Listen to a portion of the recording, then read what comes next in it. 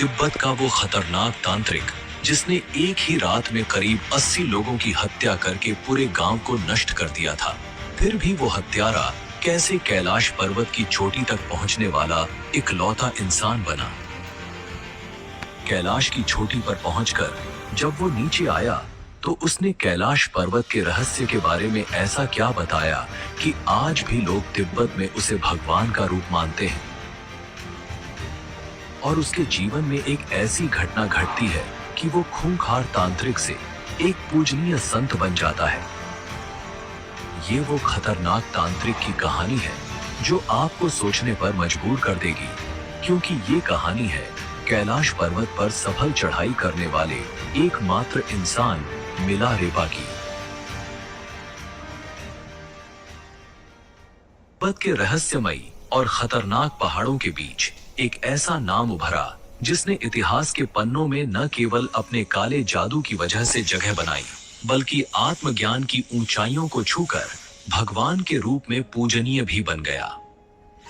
तो आइए आपको एक ऐसे रहस्यमय जीवन की यात्रा पर ले चलते हैं जहां एक साधारण बालक ने त्रासदी से जन्मी बदले की आग में खुद को एक खतरनाक तांत्रिक के रूप में ढाल लिया। लेकिन इस कहानी का अंत उतना साधारण नहीं है जितना आप सोच रहे हैं।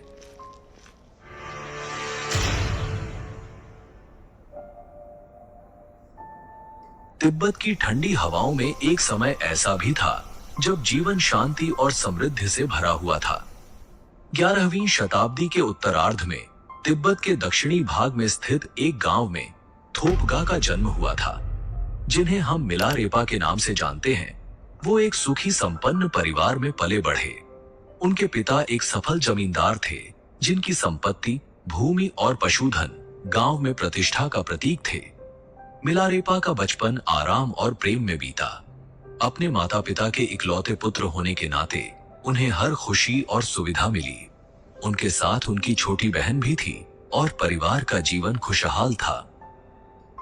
लेकिन जीवन में कोई भी स्थिति स्थिर नहीं रहती, सब कुछ बदल जाता है। और ऐसा ही हुआ मिलारेपा के साथ। जब मिलारेपा केवल 7 साल के थे तब उनके पिता का अचानक देहांत हो गया। इस मृत्यु ने परिवार को आर्थिक और भावनात्मक रूप से हिलाकर रख दिया। अपने अंतिम समय में उनके पिता ने एक वसीयत बनाई जिसमें कहा गया था कि जब तक मिलारेपा बड़े नहीं हो जाते तब तक उनके चाचा और चाची परिवार की देखभाल करेंगे और संपत्ति का प्रबंधन करेंगे। ये वसीयत इस उम्मीद के साथ की गई थी कि परिवार को कोई कठिनाई नहीं होगी। लेकिन उनके पिता की मृत्यु के तुरंत बाद हालात पूरी तरह बदल गए। चाचा और चाची, जिन्होंने पहले अच्छे संबंधों का दिखावा किया था, अब पूरी तरह से बदल चुके थे। उन्होंने संपत्ति पर अधिकार कर लिया और मिलारेपा की मां और बच्चों को नौकरों की तरह काम करने के लिए मजबूर किया। जो घर कभी उनका था, अब वो उनके लिए जेल बन गया था। उनका जीवन सम्मान से गिरकर अपमान और गरीबी में बदल चुका था। मिलारेपा की मां, जो कभी एक सम्मानित महिला थीं, अब अपमान और कष्ट सहने पर मजबूर थीं। उनका मन बदले की भावना से भर चुका था।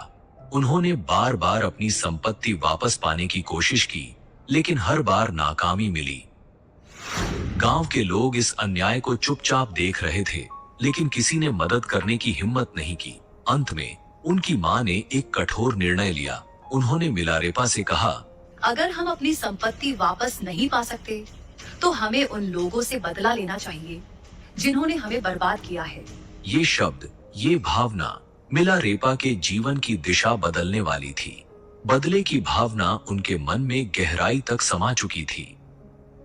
अपनी मां की आज्ञा का पालन करते हुए मिलारेपा ने तांत्रिक विद्या सीखने का निर्णय लिया। तंत्र मंत्र की दुनिया में प्रवेश करने के लिए वे अपने गांव से दूर चले गए। उनका उद्देश्य अब केवल एक था, अपने चाचा और चाची से बदला लेना। मिलारेपा का यह सफर आसान नहीं था। वे कई तांत्रिक गुरुओं के पास गए और कई कठिन साधनाओं के बाद उन्होंने तांत्रिक विद्या में महारत हासिल की। यह सिर्फ एक तांत्रिक की कहानी नहीं है, बल्कि एक ऐसी यात्रा है जो मिलारेपा को आत्मज्ञान, पश्चाताप और मुक्ति के मार्ग पर ले जाएगी। तो हमारे साथ बने रहिए, क्योंकि अब हम मिलारेपा की असली यात्रा की शुरुआत करने जा रहे हैं। इस कहानी में आगे बढ़ने से पहले आपसे एक छोटा सा अनुरोध है। अगर आपको ये वीडियो पसंद आ रहा हो तो कृपया इसे लाइक करें और हमारे चैनल को सब्सक्राइब जरूर।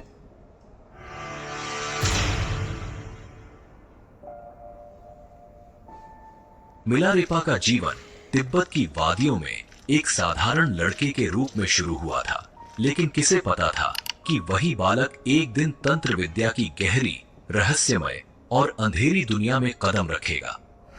पिता की असमय मृत्यु और परिवार की संपत्ति छिन जाने के बाद मिलारेपा के जीवन का हर सुख एक दुख में तब्दील हो गया। उनके चाचा और चाची ने परिवार को गरीबी और अपमान की दलदल में धकेल दिया और तब उनकी मां ने बदले की आग को हवा दी।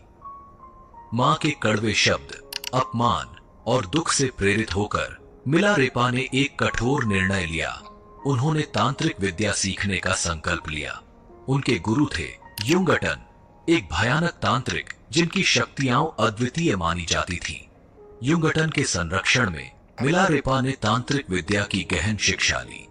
उनके जीवन का अब एक ही उद्देश्य था, बदला, और इस बदले की आग ने उन्हें मौत का मंत्र सीखने की राह पर धकेल दिया। मौत का मंत्र, वह मंत्र जिसे सीखने के बाद मिलारेपा अपने दुश्मनों को बिना सामने आए मार सकते थे। उन्होंने प्राकृतिक शक्तियों को नियंत्रित करना भी सीख लिया, विशेषकर ओलावृष्टि का आह्वान करना, और इसी विद्या का प्रयोग उन्होंने अपने चाचा और चाची के गांव में किया, जहां भारी ओलावृष्टि ने पूरे गांव की फसलों को तबाह कर दिया। गांव के लोग भयभीत हो गए और उन्हें समझ नहीं आया कि ये आपदा कहां से आई। लेकिन मिलारेपा की यह पहली विजय थी और अब वे रुके नहीं। इसके बाद आया वह दिन जब मिलारेपा ने बदले का सबसे भयानक रूप धारण किया। उनके चाचा के बेटे की शादी का दिन था। पूरा गांव एकत्रित था और मिलारेपा ने इसी मौके का चयन किया। उन्होंने मृत्यु का मंत्र इस्तेमाल किया। अचानक सांप, मकड़ियाओं और अन्य जहरीले जीव विवाह समारोह में प्रकट होने लगे। अफरा तफरी मच गई और घर की छत गिर गई। इसमें करीब 80 लोग मारे गए और मिलारेपा का बदला पूरा हुआ। मिलारेपा की मां को गर्व हुआ।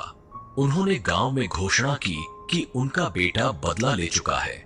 लेकिन मिलारेपा के मन में कुछ और चल रहा था। बदले की आग में जलने वाले मिलारेपा को अब यह एहसास हो रहा था कि उन्होंने क्या खो दिया। वे अपराध बोध से घिर गए थे। कई निर्दोष लोग मारे गए थे और बदले से जो संतोष मिलना चाहिए था वह अब एक भयानक पश्चाताप में बदल चुका था। यहीं से शुरू हुआ मिलारेपा का आत्मिक सफर। उन्हें एहसास हुआ कि काले जादू और तांत्रिक शक्तियां उन्हें शांति नहीं दे सकती। अब वे आत्मिक मुक्ति की ओर बढ़ना चाहते थे। इसी दौरान उनकी मुलाकात एक बौद्ध लामा से हुई, जिन्होंने उन्हें आध्यात्मिक ज्ञान की ओर मार्गदर्शन दिया। इस लामा ने उन्हें बौद्ध धर्म के महान गुरु मारपा के पास भेजने का सुझाव दिया और यहीं से शुरू होती है मिलारेपा की प्रायश्चित और आत्मज्ञान की यात्रा।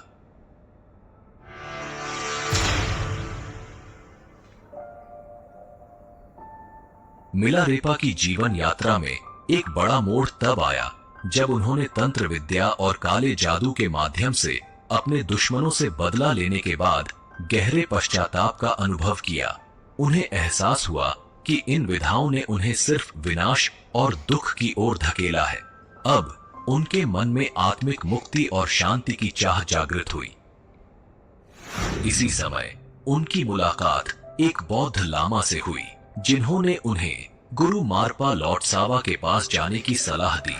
मारपा एक महान बौद्ध गुरु थे, जिन्होंने भारत से बौद्ध धर्म की गहरी शिक्षाएं प्राप्त की थीं। तिब्बत में उन्हें एक अनुवादक के रूप में भी जाना जाता था, क्योंकि उन्होंने बौद्ध धर्म के महत्वपूर्ण ग्रंथों का अनुवाद किया था। जब मिलारेपा गुरु मारपा के गांव पहुंचे तो वहां बच्चों से उनकी मुलाकात हुई। उन्होंने बच्चों से पूछा, मारपा अनुवादक कहाँ है? एक बच्चे ने जवाब दिया, मेरे साथ आओ, मैं तुम्हें उनसे मिलवाता हूँ। बच्चा उन्हें एक खेत में ले गया जहां एक साधारण किसान जमीन जोत रहा था। मिलारेपा को यह समझ नहीं आया कि वही किसान दरअसल गुरु मारपा थे। गुरु ने मिलारेपा को देसी शराब दी और कहा, इसे पी लो और फिर खेत जोतने का काम करो। बिना सवाल किए मिलारेपा ने गुरु की बात मानी।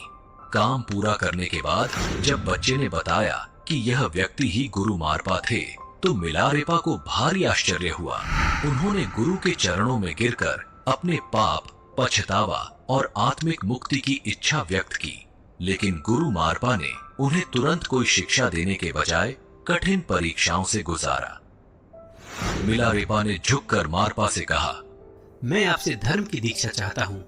मैं एक ऐसी प्रणाली, ऐसी क्रिया की तलाश में हूँ जो मुझे इसी जन्म में ज्ञान दे दे और मेरे बंधन को तोड़ दे। मैं अगले जन्म के फेर में नहीं पड़ना चाहता हूँ। मैं आपको अपना शरीर, अपना दिमाग और अपनी बोली सब कुछ अर्पण करता हूँ। कृपया इसके बदले में मुझे खाना, कपड़े और ज्ञान दे। यह वाकई एक खूबसूरत बात थी। अक्सर लोग गुरु के पास जाकर कहते हैं कि वे अपनी आत्मा समर्पित करते हैं, लेकिन असल में ये एक भूल है। जो चीज आपकी है ही नहीं, उसे देना बहुत ही आसान है। उसे कह देना कि मैं आपको आत्मा देता हूँ, कितना सरल है। लेकिन जो आपके पास सच में है, आपका शरीर, आपका दिमाग और आपकी बोली, उसे समर्पित करना, ये एक बहुत बड़ा कदम है। मारपा ने ध्यान से मिलारेपा की बात सुनी, फिर बोले, तुम अपना शरीर, दिमाग और बोली मुझे दे रहे हो। इसके बदले में मैं तुम्हें खाना और रहने की जगह दे सकता हूँ, लेकिन ज्ञान, इसके लिए तुम्हें किसी और को देखना होगा। या फिर मैं तुम्हें ज्ञान दे सकता हूँ, पर तुम्हें अपना खाने और रहने का इंतजाम कहीं और से करना होगा। मिलारेपा ने तुरंत कहा, ठीक है, मुझे ज्ञान चाहिए। मैं अपना खाने और रहने का इंतजाम कर लूंगा। इसके बाद मिलारेपा भिक्षाटन के लिए निकल पड़े ताकि पूरे साल के लिए भोजन का इंतजाम कर सके। वे दूर दूर तक भिक्षा मांगते रहे और एक बोर भर गेहूं इकट्ठा कर लिया। साथ ही उन्होंने एक पारंपरिक तांबे का बर्तन भी खरीदा। जब वह भारी बोरा लेकर मारपा के घर लौटे तो गलती से बोरा गिर गया और तेज आवाज हुई, जिससे मारपा नाराज हो गए। मारपा बोले, तुम्हारे इस व्यवहार से तो ऐसा लगता है कि तुम इस घर को भी अपने चाचा के घर की तरह बर्बाद कर दोगे। अब यहाँ से चले जाओ। मिलारेपा ने गिड़गिड़ाते हुए कहा, मैंने आपसे कहा था कि मैं भोजन लाऊंगा और मैंने अपना वादा निभाया। बोरा भारी था, इसलिए मुझसे संभल नहीं पाया।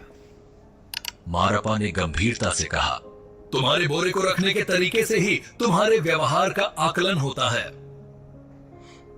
मिलारेपा की कठिन यात्रा में एक बड़ा मोड़ तब आया जब उन्होंने अपने गुरु मारपा की पत्नी दगमेमा से मदद की गुहार लगाई।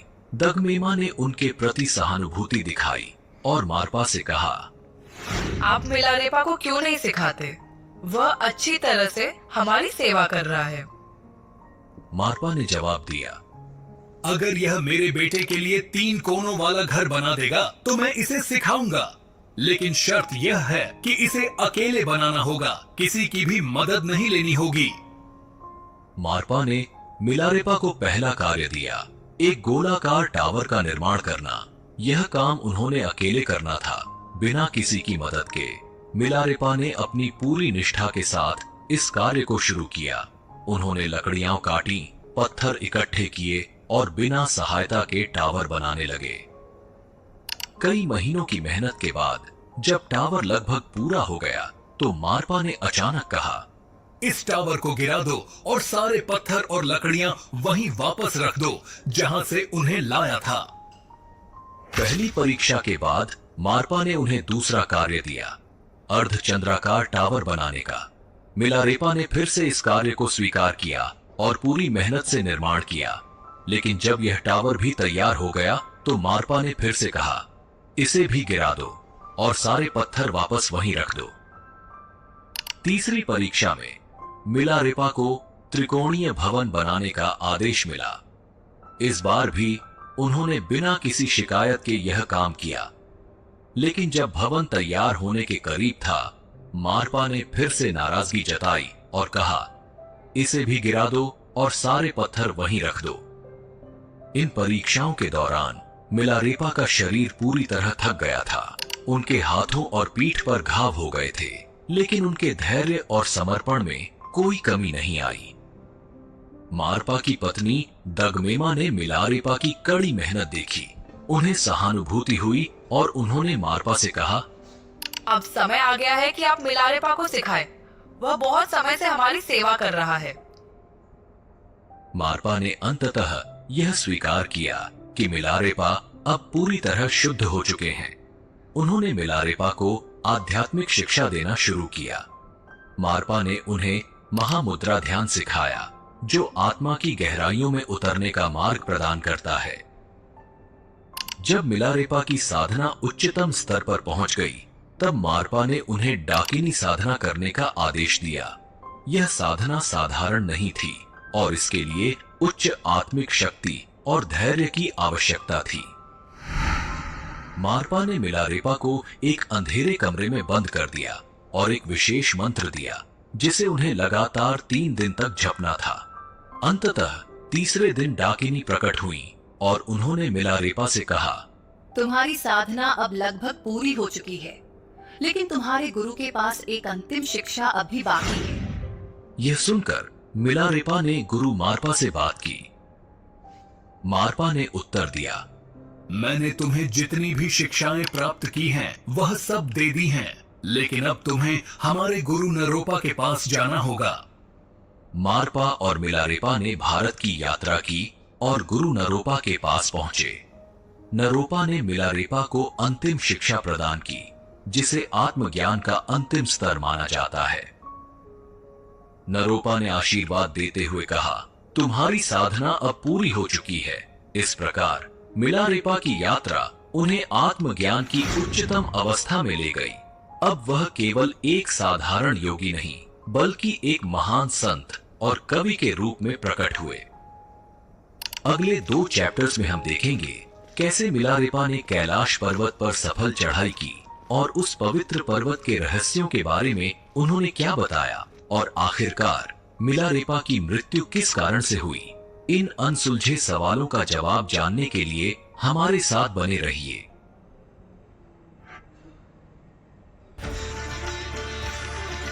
Be Diwali ready in 10 minutes. Get gifting essential. का जवाब जानने के लिए हमारे साथ बने रहिए।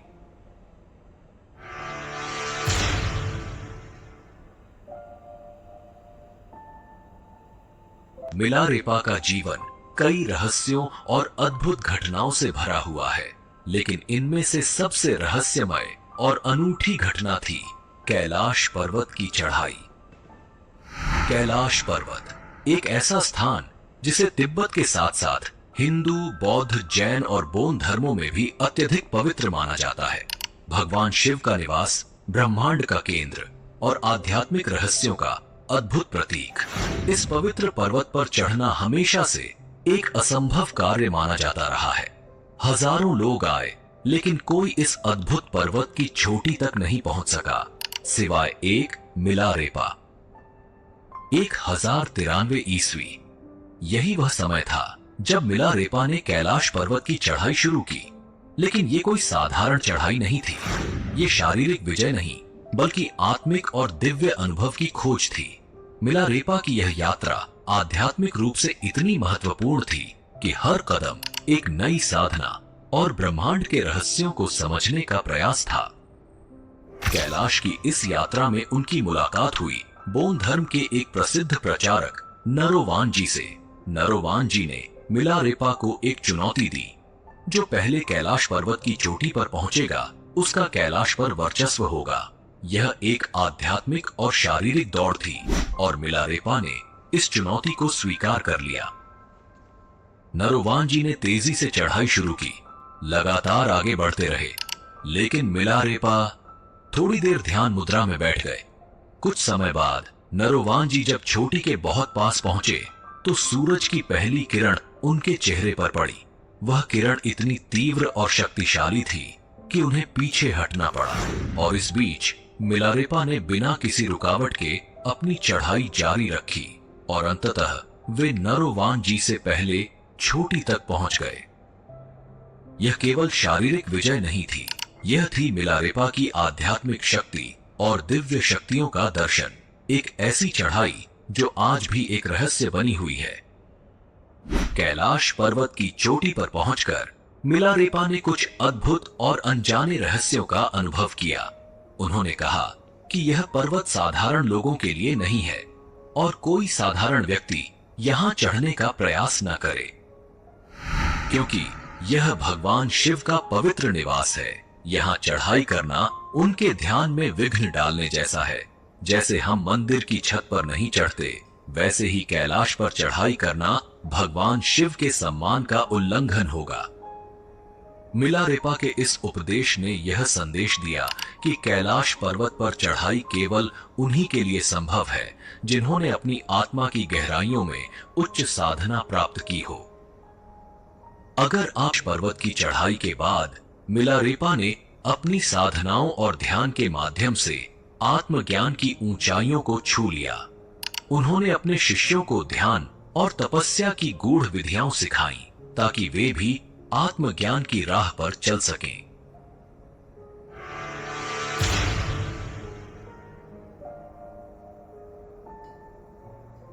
एक दिन मिलारेपा को एक शादी में आमंत्रित किया गया। उनके स्वागत के लिए एक सुंदर आसन तैयार किया गया था। उसी शादी में एक धनवान पंडित भी था जो मिलारेपा के लिए हो रही तैयारियों को देखकर हैरान रह गया। जैसे ही मिलारेपा उस आसन पर बैठे, पंडित ने तिरस्कार भरे स्वर में कहा, इस भिखारी के लिए इतनी तैयारियां, क्या यह मुझसे बड़ा पंडित है? मैं इसे देखता हूं। पंडित मिलारेपा के पास जाकर बोला, मैंने सुना है आप बहुत ज्ञानी हैं।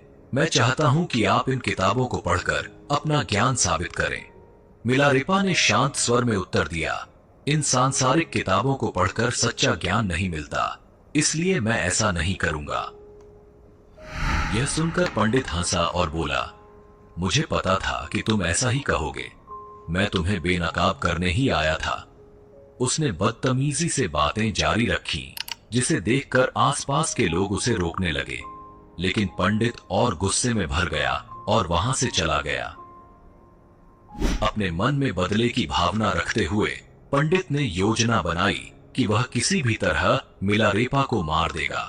उसने एक महिला को लालच देकर विष मिला हुआ दही दिया और कहा कि अगर वह मिलारेपा को यह खिला सके तो उसे एक हीरे का हार और शादी का वादा मिलेगा। महिला लालच में आकर विष वाला दही लेकर मिलारेपा के पास पहुंची। जैसे ही मिलारेपा ने उसे देखा, वे तुरंत समझ गए। उन्होंने मुस्कुराते हुए कहा, मैं यह दही खाऊंगा, लेकिन पहले तुम वह हीरे का हार ले आओ, क्योंकि वह शादी का वादा तो कभी पूरा नहीं हो सकता। यह सुनकर महिला डर गई और पंडित के पास लौटकर सब कुछ बताया। पंडित ने हार देकर उसे फिर से भेजा। जब वह हार लेकर वापस आई, तब मिलारेपा ने दही स्वीकार किया। जैसे ही उन्होंने विष वाला दही खाया, महिला रोते हुए माफी मांगने लगी, लेकिन मिलारेपा ने उसे सांत्वना दी और कहा, घबराओ मत, मेरा समय आ गया है। यह सुनकर वह महिला उनकी शिष्या बन गई। इसके बाद मिलारेपा ने अपने शिष्यों को बुलाया और कहा कि वह शीघ्र ही शरीर त्यागने वाले हैं। उनके संदेश को सुनने के लिए न केवल शिष्य बल्कि देवी देवता भी इंतजार कर रहे थे। आकाश से पुष्पों की वर्षा हो रही थी, हवाओं में सुगंध फैल चुकी थी और मधुर संगीत बज रहा था। इस शुभ घड़ी में मिलारेपा ने अपने शिष्यों से कहा, प्रिय शिष्यों, मेरा समय आ गया है। मैंने धरती पर जो उद्देश्य लेकर आया था उसे पूरा कर लिया है। अब दवाइयों की आवश्यकता नहीं है। यह विष केवल एक माध्यम है। ध्यान से सुनो, जीवन में समय को व्यर्थ न गवाओ और अपने गुरुओं के आदेशों का पालन करो। इस जीवन में ही आत्मज्ञान प्राप्त करने की कोशिश करो। इसी तरह मिलारेपा ने अंततः अपना देह त्याग दिया, लेकिन उनके जाने से पहले उन्होंने हमें एक महत्वपूर्ण संदेश दिया कि मैंने जीवन के हर मोड़ पर कष्टों का सामना किया, लेकिन उन कष्टों में ही मुझे मार्गदर्शन मिला। यह मत समझो कि दुनिया के भौतिक सुख तुम्हें शांति देंगे। शांति भीतर से आती है जब तुम स्वयं को जानने लगते हो, जब तुम्हारा मन शांत और स्थिर हो जाता है। जिसने आत्मज्ञान प्राप्त कर लिया, उसके लिए न तो कोई शत्रु रहता है और न ही कोई बंधन। यह शरीर केवल एक माध्यम है, असली यात्रा तो आत्मा की है। अगर तुम सत्य की तलाश में हो तो उस मार्ग पर चलो जहां कठिनाई हो, क्योंकि वहीं सच्चा ज्ञान छुपा हुआ है। अगर आपको ये कहानी प्रेरणादायक लगी तो इसे अपने दोस्तों और परिवार के साथ जरूर शेयर करें। हमारे चैनल को सब्सक्राइब करें और बेल आइकॉन को दबाएं ताकि आप ऐसी और भी गहन और प्रेरणादायक कहानियां और डॉक्यूमेंट्री को मिस न करें। मिलते हैं अगली बार एक और नई डॉक्यूमेंट्री के साथ। तब तक के लिए धन्यवाद।